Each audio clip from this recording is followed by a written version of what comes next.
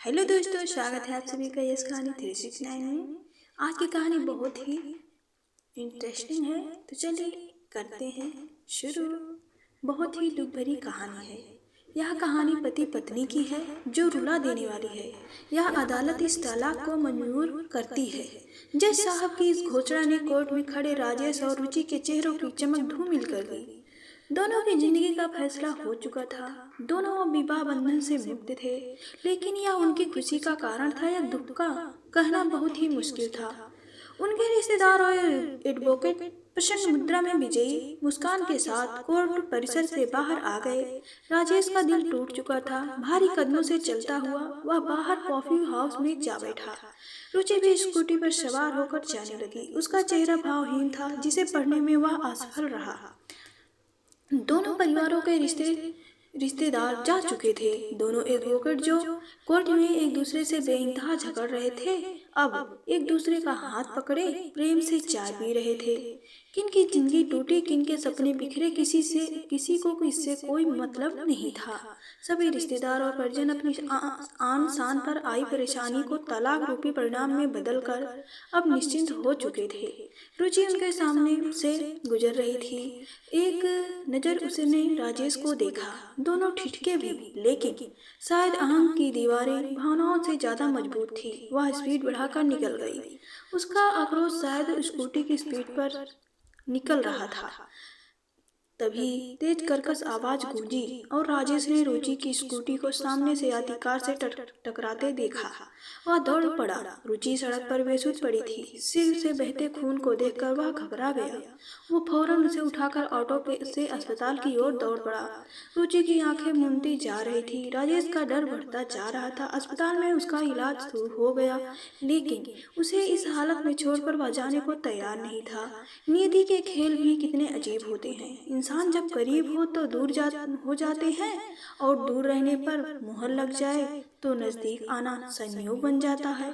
ज्यादा दुखद पहलू तो यह था कि एक्सीडेंट की खबर उसके भाई भाभी को मिल चुकी थी, लेकिन अभी तक दोनों का अस्पताल में आगमन नहीं हो पाया था। खून के रिश्ते अक्सर हैं, विपरीत अनुभव देते हैं। रुचि के माता पिता तो थे नहीं, बस भाई और भाभी थे। भाभी सुप्रीम कोर्ट के एडवोकेट से कम नहीं थी। दूसरे रुचि के बड़े जीजा भी कुछ ज्यादा ही समझदार थे। हकीकत यह थी कि पीहर में उन दोनों की ही चलती थी, जिनकी सोच में भावनाओं से ज्यादा जोड़ तोड़ के कारनामे छिपे होते थे। रुचि को होश आ गया था। वह असमंजस भाव से बोली, आप यहाँ? राजेश बड़े ही दुखी स्वर में बोला, क्यों? मुझे यहाँ नहीं होना चाहिए था। आप जीत गए हैं, मैं हार गई। इस शादी से मुक्त हो गए आप। एक चरित्रहीन महिला के साथ यहाँ आपको और समय बर्बाद नहीं करना चाहिए राजेश जी। रुचि प्लीज, पहले अपने आप को देखो। मैं क्रिमिनल, नालायक, दहेज का लोभी, तुम्हें टॉर्चर करने वाला। अब तुम मुक्त हो गई मुझसे। स्वतंत्र रहो, जैसा मन करे खुशियों को महसूस करना आप। रुचि ने कोई जवाब नहीं दिया। कुछ समय ऐसे ही निस्तब्धता में निकल गया। फिर धीमे स्वर में बोली, पैर का ऑपरेशन नहीं करवाया ना आपने? नहीं, अब दर्द महसूस नहीं होता मुझे। राजेश शांत स्वर में बोला, क्यों? मैंने कसम दिलाई थी ना अपनी, वो तो मान लेते। मुझे ऑपरेशन से भी बड़ा काम करना था रुचि। आप कब समझोगे? अपने लिए भी जीना सीखो, सबका ख्याल। लेकिन खुद उदास रुचि ने वाक्य अधूरा छोड़ दिया। नहीं, अगर ख्याल रखता तो तुम्हें यूं न खोता। एक हारा हुआ इंसान हूँ मैं। ऐसा नहीं कहते राजेश, शायद मेरी नियति ही ऐसी थी। माहौल बहुत गंभीर हो गया था। राजेश रुचि की आंखों में आए आंसुओं को पोंछ रहा था। सुनो, आप मुझे वो कोर्ट डिग्री वाले 6 लाख रुपए मत देना। अरे नहीं, वो तो मैं तुम्हें जरूर चुकाऊंगा, चाहे खुद को बेचना ही क्यों ना पड़े।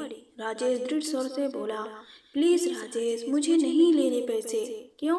अब क्या हुआ?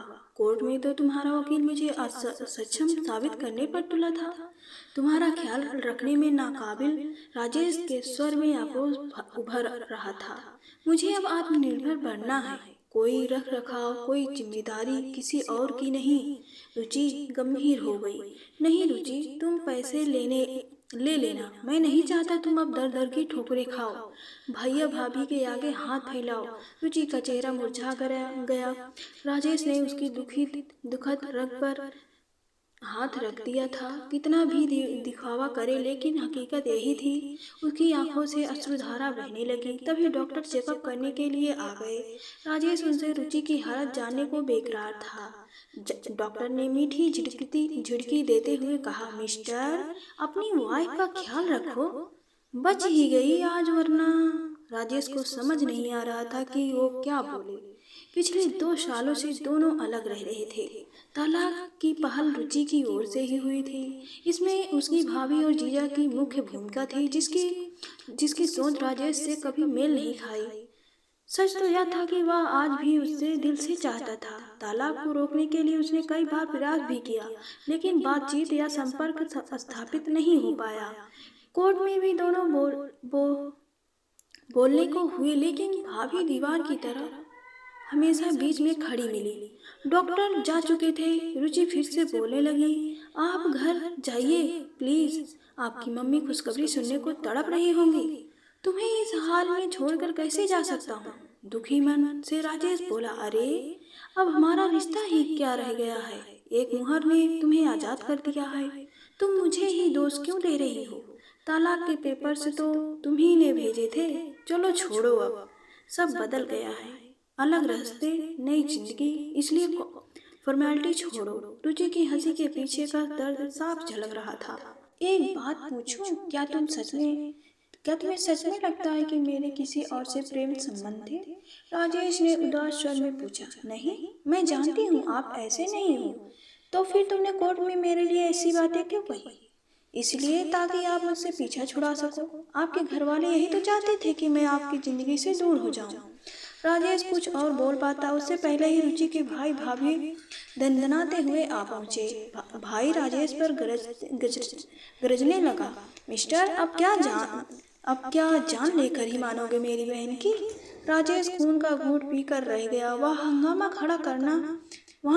खड़ा करना व्यर्थ था। भाई रुचि को समझा रहा था कि सब राजेश का ही किया धरा है। प्लीज मुझे अकेला छोड़ दो, तो मैं अब जीना नहीं चाहती। राजेश का वहाँ रहना अब संभव नहीं था। घर पहुँचते ही उसे एक और झटका लगा। ड्राइंग रूम में बहन बहनोई वगैरह सब जीत का जश्न मना रहे थे। टेबल पर मिठाई सजी थी। मानो मन की ऐसी विचित्रता पर उसे कोप तो होने लगी। क्या इंसान इतना असंवेदनशील हो सकता है? व्यथित मन से वह अभी भी अपनी हर चीज को समझने में लगा था। रात के 9 बज रहे थे। बिस्तर पर पड़ा राजेश करवटें बदल रहा था। उसे आज जीवन का कड़वा सच महसूस हो रहा था। रिश्ते की अहमियत तभी समझ में आती है जब सब कुछ ध्वस्त हो जाता है। रुचि को 2 साल पहले घर छोड़कर जा चुकी थी, पर एक उम्मीद थी कि वो वापस जरूर आएगी, लेकिन आज कोर्ट की मुहर ने वह उम्मीद भी खत्म कर दी थी। उसकी आंखें नम हो गई। अलमारी में आज भी रुचि की कुछ साड़ियाँ कपड़े रखे थे, जिन्हें राजेश ने स्मृतियों की धरोहर समझकर सहेज रखा था। रुचि का अक्स अब जहन से हटने को तैयार नहीं था। भले ही वह कड़वा बोलती थी, लेकिन उसकी हर जरूरत को बिना कहे समय से पहले समझ लेना उसकी खूबी थी। नींद कोसों दूर थी। उसे बीते 5 वर्ष का घटनाक्रम याद आने लगा। बिना माँ बाप की रुचि का रिश्ता आते ही घर में भूचाल आ गया था, लेकिन उसकी फोटो ने राजेश का दिल जीत लिया था। सुंदर, सुशील और जमाने की सताई सी दबी छुपी छवि को राजेश ने आंखों में पढ़ लिया था। जब वह उसे देखने गया, तब गंभीर मूर्त की तरह बैठी रुचि की आंखों ने बहुत कुछ बयां कर दिया था। उसमें अन्य लड़कियों जैसा उमंग और जोश नजर नहीं आया था। उसके एक कथन, आपको जीवन में मुझसे कभी कोई शिकायत नहीं मिलेगी, ने राजेश का दिल जीत लिया था। इस एक पंक्ति ने ही शादी का फैसला कर दिया था। ससुराल में रुचि ने अपने वादे को पूरी तरह निभाया, लेकिन शायद परिस्थितियों के साथ वह समायोजन नहीं कर पाई। अम्मा गाहे बगाहे उसे कोसने से बाज न आती। फिर जब छोटी बहू अमीर घराने से आ गई, तो रुचि का जीवन और कठिन हो गया। राजेश के पास कोई स्थायी रोजगार नहीं था। जबकि छोटा भाई सीए बन चुका था। भाई की बड़ी आमदनी ने राजेश को बड़े से छोटा बना दिया और रुचि को और ज्यादा महत्वहीन।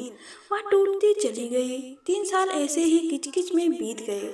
अब एक दिन राजेश की अनुपस्थिति में उसके भाई और जीजा उसे पीहर छोड़ गए। अब बात मान सम्मान और अहम में फंस गई। जिन्हें अपने जीवन का फैसला करना था, वो अन्य लोगों के अभिमान में उलझकर रह गए। राजेश ने पहल भी की, लेकिन सामर्थ्यहीन होकर उसने भी घुटने टेक दिए। रुचि शायद इतनी निराश हो चुकी थी कि अब ससुराल में उसे कोई उम्मीद की किरण नहीं दिख रही थी। अचानक मोबाइल की घंटी बजी। स्क्रीन पर रुचि का नाम डिस्प्ले हुआ। राजेश ने तपाक से कॉल रिसीव किया। रुचि भर्राई हुए, बहुत गलत कहा आपके लिए। उनकी तरफ से मैं माफी मांगती हूँ। छोड़ो ये सब। कैसी तबीयत है अब? कौन है तुम्हारे पास अस्पताल में? राजेश ने पूछा। कोई नहीं है, अकेली हूँ। खाना खाया या नहीं? नहीं, इच्छा नहीं खाने की। हद करती हो। रुको, मैं अभी आता हूँ। अरे नहीं, आप परेशान ना हो। पागल हो? रात में तबीयत बिगड़ गई तो कुछ नहीं बिगड़ेगा। राजेश, मौत मेरे नसीब में नहीं। प्लीज रुचि, ऐसी बातें मत करो। मैं अभी भी मैं तुमसे बहुत प्यार करता हूँ। राजेश ने एक पल की भी देरी किए बिना अस्पताल का रुख किया। थोड़ी देर में वो रुचि के सामने था। होटल से उसने खाना भी पैक करवा लिया था। रुचि के चेहरे पर चमक साफ दिख रही थी। मुझे पता था आप जरूर आओगे। लो, खाना खाओ पहले आप। कैसा हाल बना लिया है तुमने? राजेश लाड से बोला। नहीं, हालत तो आपकी ज्यादा खराब है। दवा नहीं लेते आप? अरे दवा वगैरह सब लेता हूँ, पैसे भी हैं। अब 4 लाख जमा कर लिए हैं, वो तुम ले लेना। रुचि उसे निहार रही थी। भारतीय पति पत्नी का संबंध सदैव अपरिचारित किस्म का होता है। जरूरत के समय यह ज्यादा प्रगाढ़ साबित होता है। रुचि हाथ धोना चाहती थी। राजेश ने उसे सहारा देकर उठाया और वॉशरूम की ओर ले जाने लगा। कुछ देर बाद दोनों खाना खाने लगे। मनपसंद सब्जियां देखकर रुचि पूछ बैठी। आपको अब भी याद है मुझे क्या पसंद है? क्यों, तुम्हें क्या लगता है कि मैं तुम्हें भूल सकता हूँ? राजेश ने भावपूर्ण स्वर में पूछा। रुचि मौन रही। दोनों खाना खाने लगे। राजेश ने उसे सहारा दे रखा था। सहारा शारीरिक, मानसिक और आत्मिक, जिसकी जरूरत प्राय सभी को रहती है। कुछ पल की मौन स्तब्धता के बाद राजेश बोला। रुचि, मेरी एक बात मानोगी क्या? क्या? रुचि के स्वर में उम्मीद की झलक महसूस हो रही थी। वापस चलो तुम, मुझे तुम्हारी जरूरत है। रुचि के मुंह से शब्द उच्चारित नहीं हो रहे थे। उसका सिर राजेश के सीने से सट गया। राजेश ने उसे बाहों में भर लिया। पूर्व में हुई गलतियों को दोनों ने समय रहते सुधार लिया था और दोनों फिर से पति पत्नी की तरह रहने लगे। अब दोनों पहले से भी ज्यादा खुश हैं। और दोस्तों, यह छोटी सी कहानी आप सभी को कैसी लगी हमें कमेंट करके जरूर बताएं। वीडियो को लाइक करें, शेयर करें, चैनल को सब्सक्राइब करें और पूरी कहानी सुनने के लिए आप सभी का दिल से धन्यवाद।